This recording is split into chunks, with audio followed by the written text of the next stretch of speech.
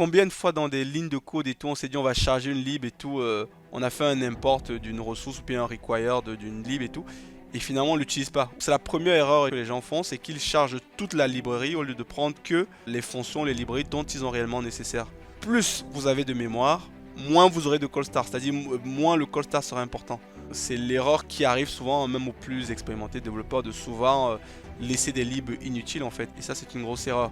La question maintenant fatidique, qui est le plus important, c'est comment on résout ce problème-là. Alors, c'est quoi le cold start? Cold start, c'est-à-dire démarrage froid. Je pense que c'est comme ça qu'on peut traduire ça. Donc c'est un anglicisme comme toujours, c'est pas de ma faute, c'est le terme en fait qui est le plus adapté pour pouvoir parler de ça, et c'est le terme qui est employé en fait lorsqu'on parle de tech, lorsqu'on parle de ces sujets-là. Donc le cold start c'est quoi? Le cold start en fait c'est le délai d'exécution qui se passe entre le moment où vous avez envoyé une requête à votre lambda et le moment où la requête est effectivement traitée. Donc il y a un délai qui se passe entre le moment où vous avez dit et je veux que tu m'exécutes cette fonction et le moment où la lambda est prête à exécuter. Donc c'est le cold start. Ce cold start là il peut durer de quelques millisecondes à plusieurs secondes en fait. Et lorsqu'on travaille sur des architectures serverless, notamment sur des lambda, c'est une notion qu'on doit prendre en considération lors du design de son application. Donc s'il faut retenir une chose, le cold start en fait on peut dire c'est le temps de réveil. Donc vous pouvez imaginer que votre lambda est inactive et ensuite vous demandez de faire du calcul, du processing. Donc elle a besoin de pouvoir démarrer et pour ça il faut qu'elle crée tout l'environnement qu'il est nécessaire, c'est-à-dire charger en mémoire le disque, le CPU, la RAM, donc provisionner l'environnement afin de pouvoir travailler. Donc tout ce temps là avant de commencer à processer votre traitement, c'est ça qu'on appelle le cold start.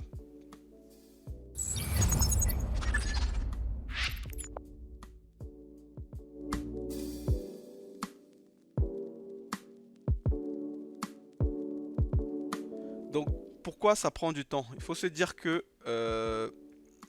Lambda c'est un service qu'on dit serverless, c'est-à-dire vous ne gérez pas l'infra. Mais derrière, il y a quand même une infra derrière. Il y a quand même un haut niveau des images Docker qui tournent et au bas niveau il y a des serveurs sur lesquels ça tourne. Donc pour pouvoir provisionner cet environnement là, que vous bien sûr vous n'avez pas la main et qui est totalement transparent pour vous, il faut un certain temps. Et c'est ce temps là qui est nécessaire pour le cold start. Et lorsqu'on parle du cold start, il y a deux étapes. La première étape, donc ce qui fait qu'il y a un cold start qui prend du temps, c'est de pouvoir provisionner l'environnement. Donc c'est-à-dire que quand votre fonction a été inactive pendant un certain temps, donc pendant je sais pas une journée, 2 journées, après vous demandez une requête, ce qui va se passer derrière, c'est que AWS derrière ils vont provisionner votre environnement, il va charger l'image Docker ou charger les serveurs sur lesquels vont tourner votre application. Donc ça prend du temps. Ça c'est le premier concept sur le cold start. La deuxième notion qui fait que ça prend du temps, c'est l'initialisation de votre code. Donc une fois que l'environnement est prêt, une fois que l'image Docker est prête, a été selon les capacités demandées, en fonction de la configuration que vous avez mis sur votre mémoire ou si vous avez un disque externe à rajouter, une fois que ça c'est prêt, maintenant il faut charger votre code.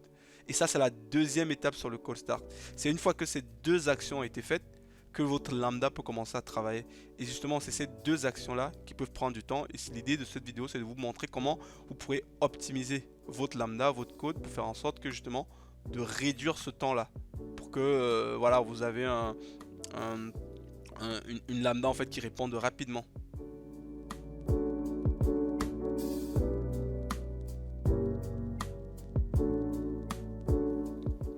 Alors vous pouvez vous demander mais c'est quoi le problème en fait avec le cold start? Tu m'as bien expliqué, vous pouvez dire c'est tout à fait normal que la lambda prenne du temps pour provisionner ses ressources et surtout pour pouvoir charger le code. Ça tout à fait normal. Mais sauf que pour l'utilisateur, pour votre application, ça pose un problème en fait. Donc si par exemple vous avez designé votre application pour qu'elle vous réponde en 5 millisecondes, je sais pas, je prends un exemple comme ça, ou en 2 secondes, et que à cause du cold start, elle vous répond en 10 secondes, il y a un problème, il y a un vrai problème. Votre application sera pas forcément utilisable en fait. Elle ne répond pas à votre SLA, on va dire, ou à votre critère de charge. Donc c'est ça la problématique du cold start, c'est que déjà ça augmente la latence de votre application. Donc vous développeurs, vous avez fait du bon travail, c'est-à-dire vous avez codé votre application entre guillemets pour qu'elle réponde à ces performances-là. Vous l'avez testé peut-être sur un autre environnement local et tout, et ça répond bien comme ça. Mais quand vous allez en production, vous vous rendez compte qu'il y a beaucoup de latence, que ça prend 10 secondes de... Bon, j'exagère peut-être, allez, 5 secondes, 6 secondes de plus. Donc ça, c'est un vrai problème.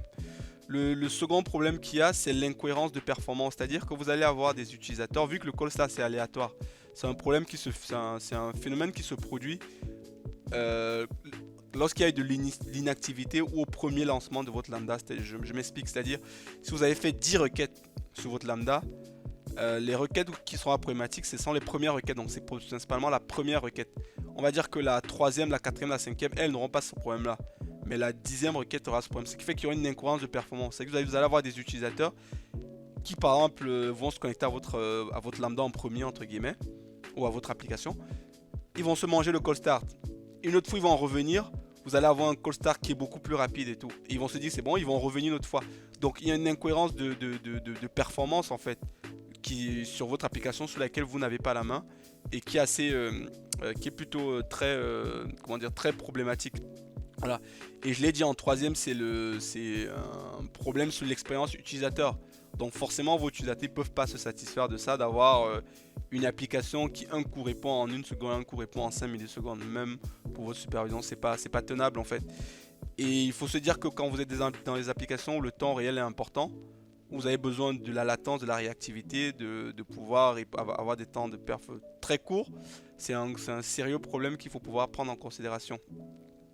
Et le deuxième, c'est la scalabilité. Donc si maintenant votre lambda, votre application est vouée à grandir, à devenir plus grosse, le fait d'avoir un call start qui prend du temps, à chaque fois que vous allez pop une nouvelle instance de votre lambda, en fait, vous allez vous manger ça, et du coup ça va créer en fait ça fait que votre application n'est pas très scalable en fait, parce que une fois que vous allez devoir la scale, vous allez manger le call start et du coup vous allez induire de la latence et forcément les utilisateurs ne seront pas contents avec des perfs qui ne sont pas pareilles pour tout le monde, donc ça va créer des problèmes. Donc c'est pour ça que le call start, il faut pouvoir le gérer, il faut pouvoir le minimiser et il faut surtout, lorsqu'on travaille sur un environnement de lambda, le prendre en compte en fait. Donc voilà les problématiques qu'il y a avec le call start.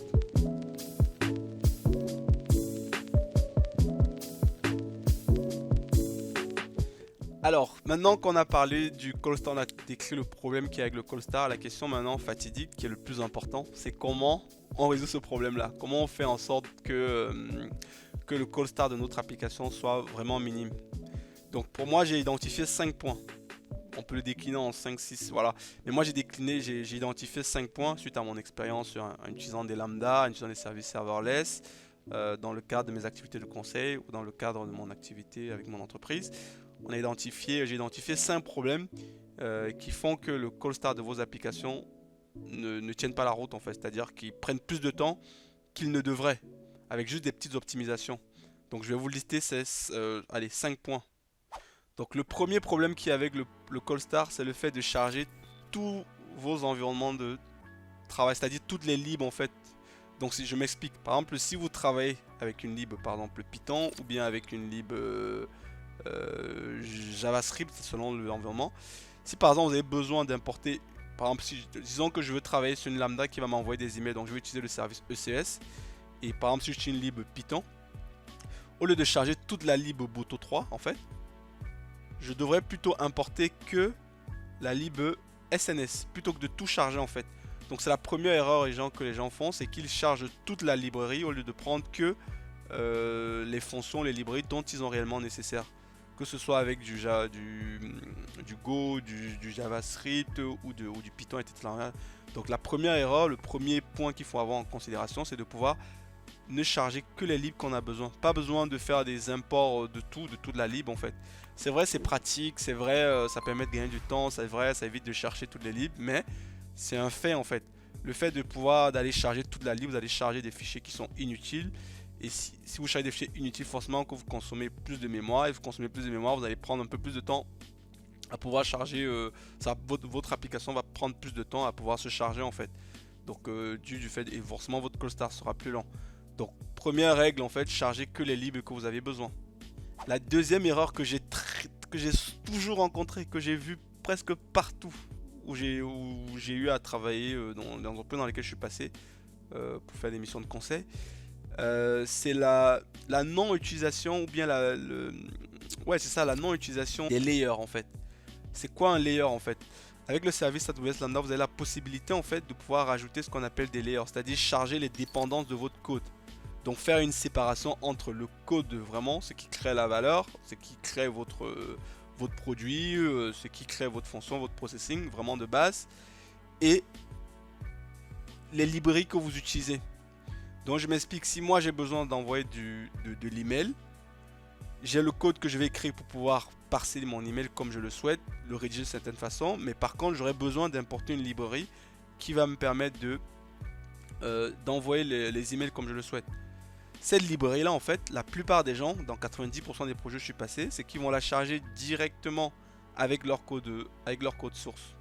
Et ça c'est une erreur en fait. C'est pas que c'est une erreur, ça va peut-être marcher, mais ça, le fait de faire ça, ça va augmenter le call start de votre application. Donc ce qui est recommandé en fait, c'est de pouvoir avoir ce qu'on appelle un layer. Donc vous allez créer une ressource AWS Lambda Layer que vous allez mettre de côté, qui va exister, que vous pouvez même réutiliser pour d'autres projets. Et lorsque vous allez créer votre nouvelle Lambda qui a besoin de ces layers pour envoyer des emails, en fait, vous aurez juste à l'associer, en fait, dire que ma Lambda va consommer ces layers là. Et ça, je peux vous garantir que ça va vous permettre de gagner énormément de temps sur le call start de vos applications. Donc la deuxième notion pour résumer, c'est de pouvoir utiliser des layers. Alors la troisième erreur que je vois aussi souvent, c'est l'économie de ressources. C'est que les gens souvent en voulant voilà, pousser le bouchon très loin en termes de, on va dire, d'économie de ressources, ils dégradent souvent les performances de l'application. Je m'explique.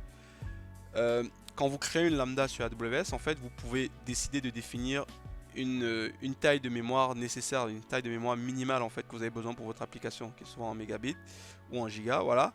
Et la plupart des gens, ce qu'ils vont faire, c'est que parfois ils vont même pas configurer cette mémoire là, ou parfois ils vont laisser une mémoire qui ne répond pas aux besoins de leurs applications en fait.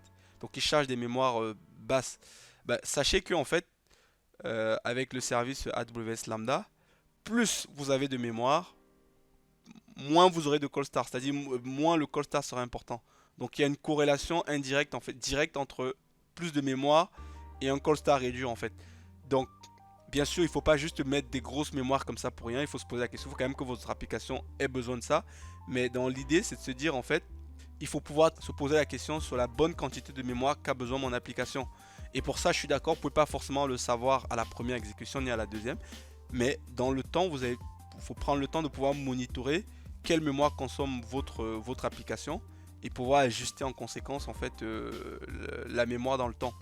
Et une bonne mémoire bien sizée en fait, ça va vous permettre de réduire le call start de votre application. Et ça, c'est aussi une optimisation qui est super importante. Et surtout, faut pas n'oubliez pas qu'on est en mode serverless. Donc même si vous mettez une mémoire un peu plus grande que ce que vous avez réellement besoin, c'est pas très grave dans l'absolu, parce qu'en fait vous allez consommer qu'à l'usage. Si votre lambda n'est pas appelé, en fait vous ne payerez rien en fait. Et ça, c'est le réflexe qu'on peut avoir avec des instances souvent, de se dire que je vais mettre peu parce que je veux pas que ça tourne, ça va me coûter cher. Mais c'est contre-intuitif lorsqu'on a ce réflexe là et qu'on travaille sur des lambda. Donc il faut pouvoir dimensionner avec une mémoire assez confortable pour votre application, et ça va bénéficier et à votre application, et surtout ça va permettre de réduire le call start que peut engendrer en fait le démarrage les appels de votre lambda après une inactivité. Le quatrième point que je veux dire, c'est ça rejoint un peu le point 2 que j'avais dit, mais c'est de pouvoir charger des librairies inutiles. Combien de fois dans des lignes de code et tout, on s'est dit on va charger une lib et tout, on a fait un import d'une ressource ou bien un required d'une lib et tout, et finalement on l'utilise pas, ou bien on a fait un test, après on l'utilise pas. Et sachez que ça, c'est une grosse erreur aussi.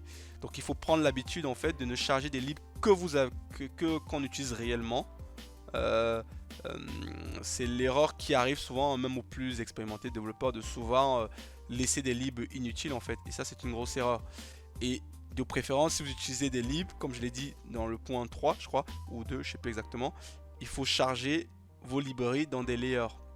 Donc la troisième erreur, c'est ça, il faut éviter d'utiliser du code inutile, charger des libs qui ne vous servent à rien.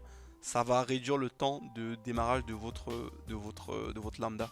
Le cinquième point que j'ai vu comme erreur aussi pour optimiser ces lambdas, c'est le fait aussi d'avoir des fonctions très grosses en fait. C'est-à-dire, je m'explique, vous avez une lambda par exemple qui a besoin d'aller récupérer des users, les lister et peut-être envoyer un email à ceux-là. 90% des gens ils vont faire un seul code qui va gérer tous ces mots. On se dit, ah mais c'est simple en fait, j'ai pas besoin de voir 3 lambda. Mais en fait c'est une erreur. Ça peut être une erreur, je vais pas être voilà, je vais pas être clivant à ce point là, ça peut être une erreur. Et si vous voulez optimiser votre application, moi je vous recommanderais de pouvoir la découper en plusieurs lambdas. Donc plutôt que d'avoir une grosse lambda qui va faire 3, 4, 5 fonctions, avoir un routeur, une route qui va faire plusieurs choses en fait. On conseille pour réduire le cost de vos applications, c'est d'avoir plusieurs bouts de plusieurs lambdas en fait qui vont faire ces petits traitements là. Un peu comme une architecture microservice où vous avez une lambda qui fait ça, une lambda qui va aller récupérer les users, une lambda qui va aller les checker leur statut en base, une lambda qui va envoyer l'email en fait. Donc plutôt que de mettre ça dans une seule lambda, vous gagnerez, votre call start sera beaucoup plus rapide si ça a été découpé en plusieurs lots. Voilà. Donc ça c'était le point numéro 5 que j'ai trouvé. Donc voilà un peu moi les optimisations que je vous propose de tester pour optimiser le call start de vos applications. Personnellement c'est des concepts que j'ai expérimentés, que j'ai mis en place sur des lambdas sur lesquels je travaillais. Et j'ai pu réduire réellement les call start de mes applications de plusieurs secondes en fait. Voilà. Bien sûr ça fait pas tout, parce qu'il faut bien sûr avoir bien codé votre lambda, mais c'est un gros plus pour vos applications. Et vous, comment est-ce que vous optimisez vos lambdas? Qu'est-ce que vous en pensez? N'hésitez pas à me le dire par commentaire. Voilà. Et si vous aimez la vidéo, n'hésitez pas à le partager et à vous abonner à la chaîne. Allez, merci et je vous dis à la prochaine.